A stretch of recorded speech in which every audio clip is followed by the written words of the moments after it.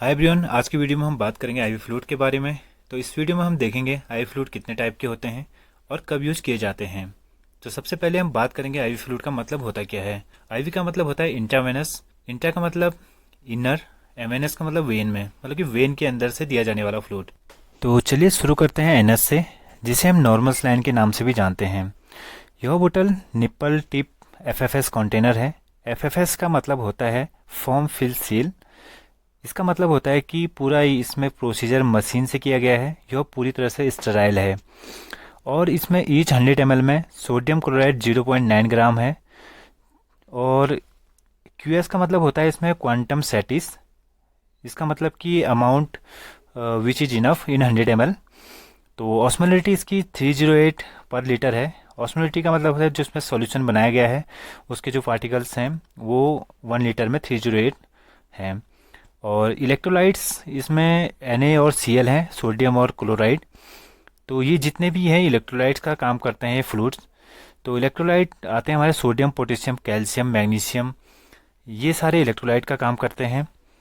तो अब बात करते हैं इसके यूजेस के बारे में। इसका यूज हम कब करते हैं। सबसे पहले तो हम इसको किसी चोट लग जाए कहीं पर तो उसके घाव को साफ करने में करते हैं। दूसरा, जब शरीर में पानी की कमी हो जाए, डिहाइड्रेशन हो जाए तो उसमें करते हैं। तीसरा, जब शरीर में ब्लड लॉस हो जाए या फ्लूइड लॉस हो जाए तब देते हैं। चौथा, इसका यूज हम इंजेक्शन देने में भी करते हैं। और 24 घंटे में ज़्यादा से ज़्यादा हम मैक्सिमम 3 या 4 बोतल ही दे सकते हैं।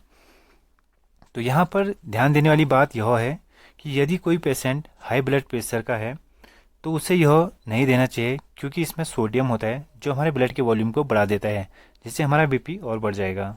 अब बात करते हैं डीएनएस के बारे में, जिसे हम डेक्सट्रोज नॉर्मल स्लाइन या ग्लूकोज के नाम से भी जानते हैं। और इसमें NaCl की मात्रा 0.9 ग्राम और डेक्सट्रोज की मात्रा 5 ग्राम होती है ईच 100 ml कंटेन में। तो यह बोतल आप देख रहे हैं यूरोहेड बोतल है। यूरोहेड बोतल का मतलब होता है कि ब्लो फिल सील, BFS बोतल के नाम से भी इसको जानते हैं।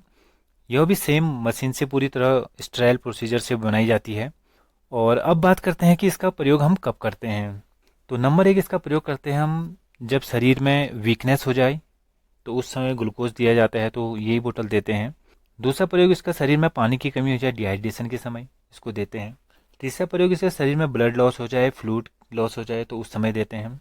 चौथा, इसका प्रयोग हम तब करते हैं जब शरीर में शुगर का लेवल कम हो जाए, तो उस समय भी इसको देते हैं। और इसको भी हम 24 घंटे में लगभग 3-4 बोतल अधिक से अधिक दे सकते हैं। और इसमें ध्यान देने वाली बात ये होती है कि अगर कोई पेशेंट हाइपरग्लाइसीमिया का है, जिसका ब्लड शुगर ऑलरेडी बढ़ा हुआ है, तो उस पेशेंट को इसको नहीं देते हैं। अब बात करते हैं आरएल के बारे में, जिसे हम रिंगर लैक्टेट, सोडियम लैक्टेट या हार्टमैन सॉल्यूशन के नाम से जानते हैं। अब देखते हैं इसमें कंपोजिशन क्या क्या है।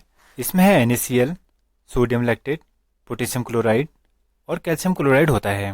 यह बोतल भी सेम FFS टिप कंटेनर है जो पूरी तरह से स्टेराइल होती है।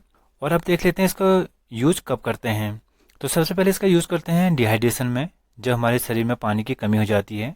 दूसरा यूज इसका होता है हमारे शरीर से जब ब्लड लॉस हो जाता है या बॉडी फ्लूइड लॉस हो जाता है, तो तब करते हैं इसको रिकवर करने में।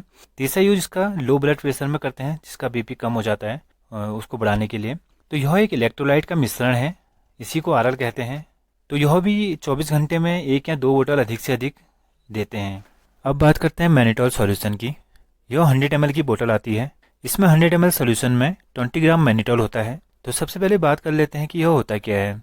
मैनिटॉल एक डायूरेटिक है जो हमारे शरीर में पानी की मात्रा अगर ज़्यादा हो जाती है तो उसको बाहर निकालने में हेल्प करता है।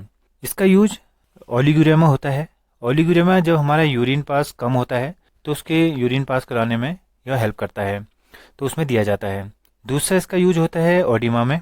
ओडिमा होता है कि जब हमारे बॉडी में कहीं फ्लूइड जमा हो जाता है तो जिस वजह से स्वेलिंग हो जाती है, तो उसको ओडिमा बोलते हैं।